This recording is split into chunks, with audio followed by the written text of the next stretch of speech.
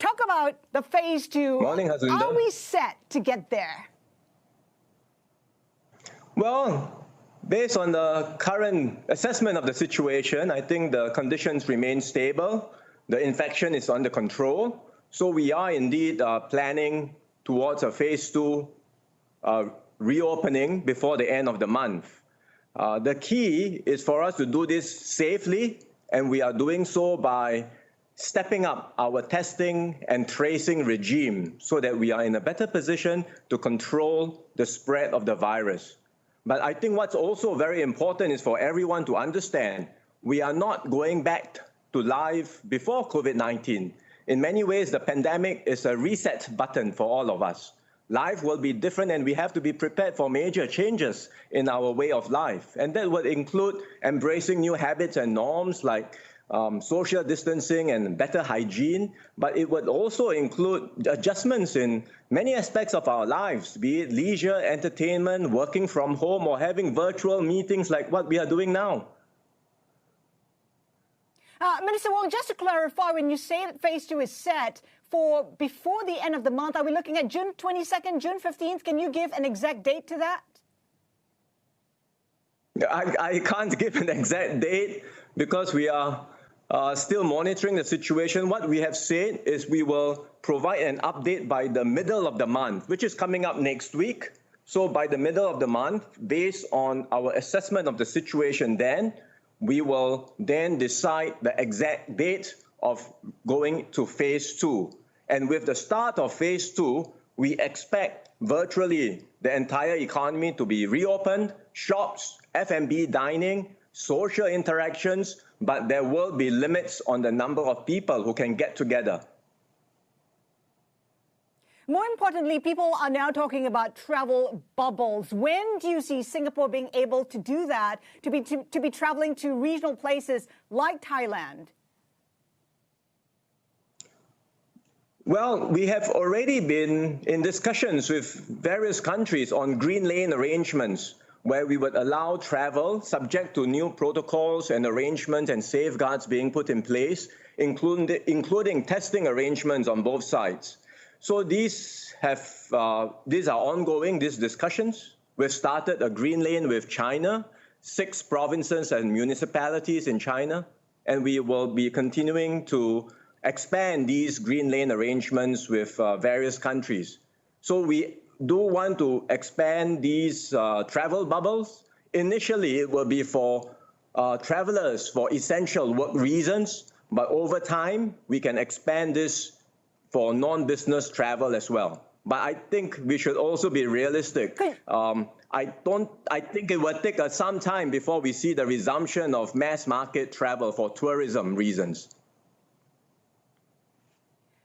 Singapore is seriously looking at contact tracing, requiring pretty much everybody in the Lion City to have that device. So far, though, the government says it's not mandatory. What will it take for it to be compulsory?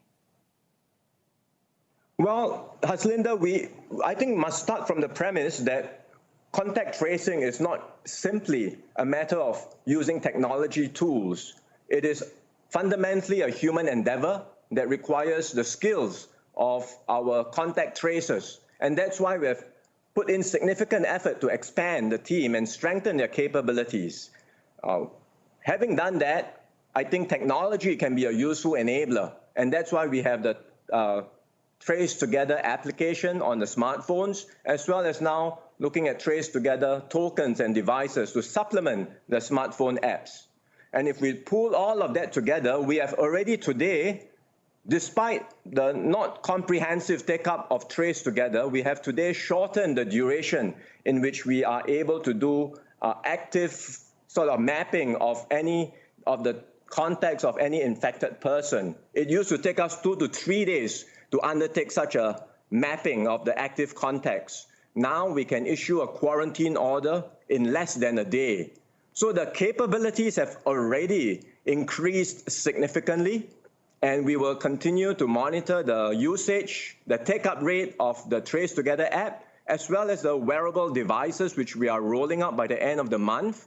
And we will see if there is how best to encourage everyone to use these devices and tools because they will help to control the spread of the virus and ultimately save lives. Minister, do you envision a scenario where contact tracing becomes compulsory, given what we're seeing right now, already the start of a second phase for virus infections?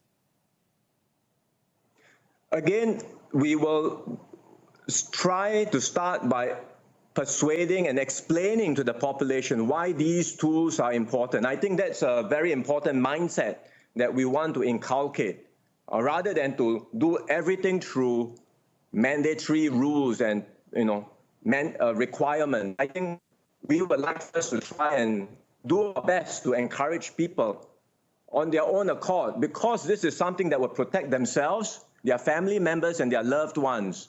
So download the app on their smartphones, and if you don't have a smartphone, or if the app is not so compatible with your phone device, then eventually we will make available a wearable token, trace together token, which they can use.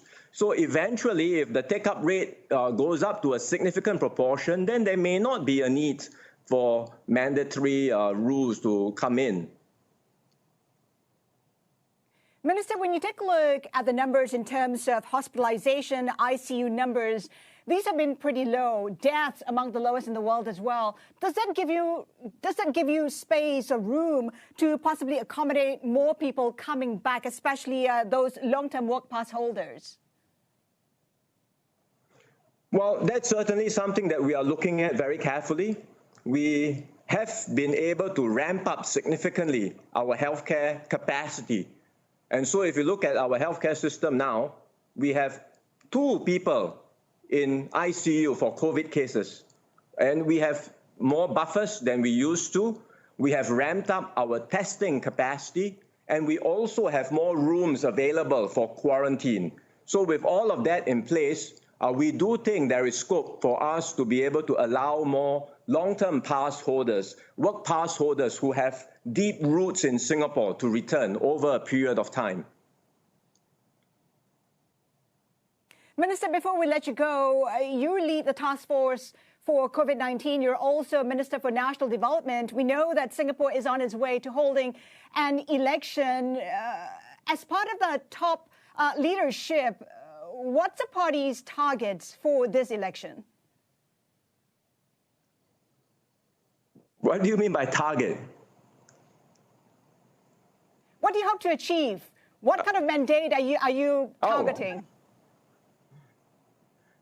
Well, first of all, I think the focus for us as a government, particularly for me in this role as leading the task force, really is to continue to put all our attention and resources in controlling the spread of the virus, and then to see how best we can reopen our economy and our society in a safe way. So that remains our key focus during this very critical period. If and when an election is held, I think we will still remain focused on our task and our mission. And then when the election is called, Singaporeans can decide, and they can judge for themselves and assess for themselves the government's track record, the government's performance over the last 5 years, and particularly during this crisis period.